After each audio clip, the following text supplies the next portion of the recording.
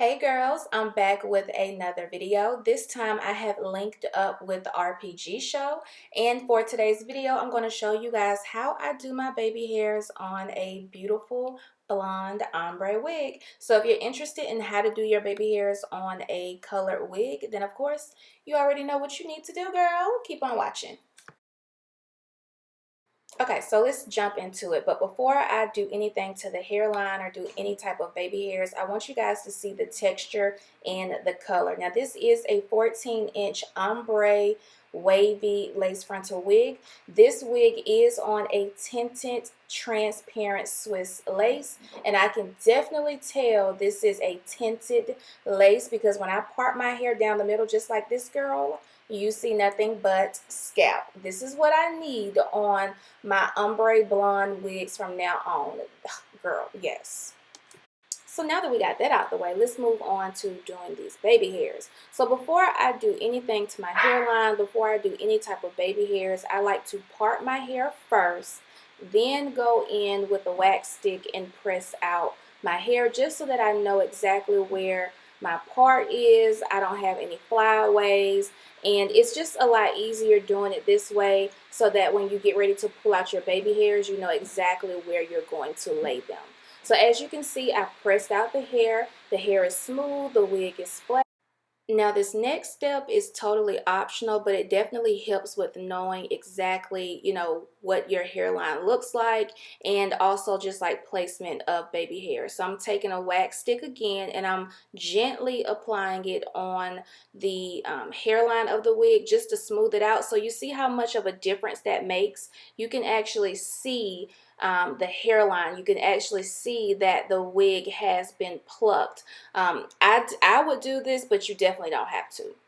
So the next thing that I do is I pull some baby hairs down on the side.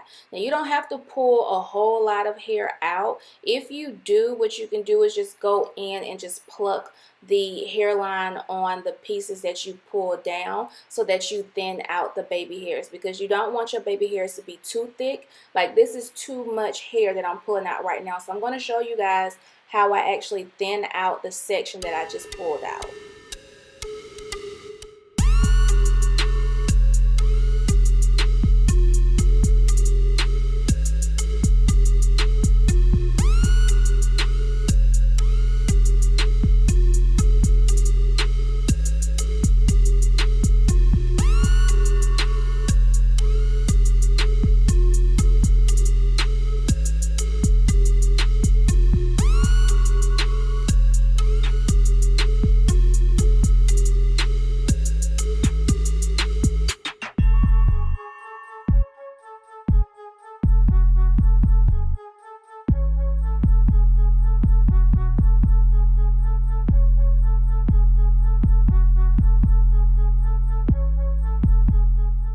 Simple, right? So now that I got my baby hairs sectioned off, I'm going to go ahead and take a eyebrow razor comb, or you can use like a razor comb that you could use to cut layers in.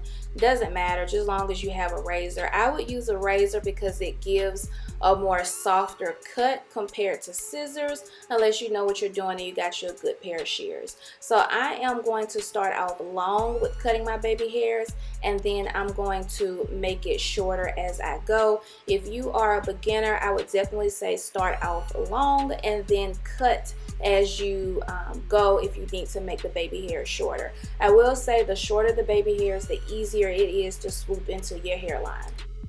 So as you can see, the baby hairs is cut now. They're pretty short, but that's okay. We still gonna make it work. So I like my baby hairs to be short so that it blends into the hairline better. Now, when it comes to product on your baby hairs, you can use gel, you can use mousse, you can use whatever you want to use. I will say that mousse is like the most practical thing to use because it's not going to flake up on you. Especially like with baby hairs, you do have to do it a couple times to get it to look the way you want it to look. But if you do use gel like I'm using with the Got to Be Glued gel, just keep in mind that if you decide to redo your baby hairs, the hairline may flake up a little bit. But I'm using gel for my baby hairs today, so that's what I'm just going to focus on. So I did not use a lot of gel because that's also going to give you a very flaky, super thick, hard, crunchy look, and you don't want that. So just use like a dime size of gel on your baby hairs and just swoop them in. If you take your finger and you hold it there while you're brushing in the baby hairs, that will help too. I'm going to show you guys real quick, just in slow-mo. So you see how I got my hand placed exactly where that swoop starts? And I keep my hand there and I just bring my brush upward going into the hairline. I'm going to slow it down so you can see it. Simple. It does take practice, so don't be too hard on yourself if your baby hairs don't come out exactly like how you want them at the beginning, because even those who are experienced with doing baby hairs, every once in a while have to end up redoing it. So you also can use the comb end or the comb side of your edge brush to help swoop in the baby hairs as well. So yeah, I'm going to go ahead and continue styling this wig, which is so flat right now. I am loving the way RPG Show is stepping it up with their wigs.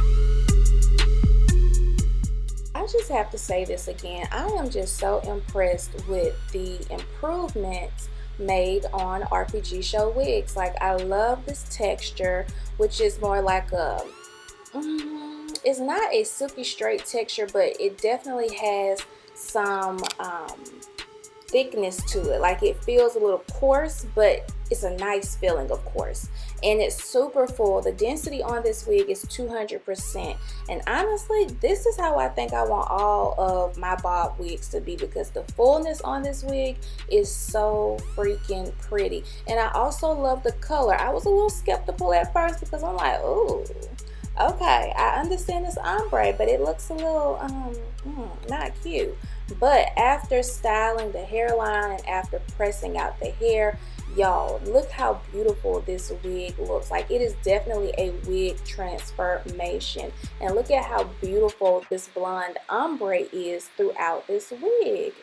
Such a pretty, full, thick wig. So if you want to get your hands on this wig, make sure you check out that description bar, because it will have the direct link to this wig as far as the color, the length, the type of lace. All of the details on this wig will be below in the description bar. And thank you so much for watching and clicking on today's video, and I will see you guys on the next one. Bye.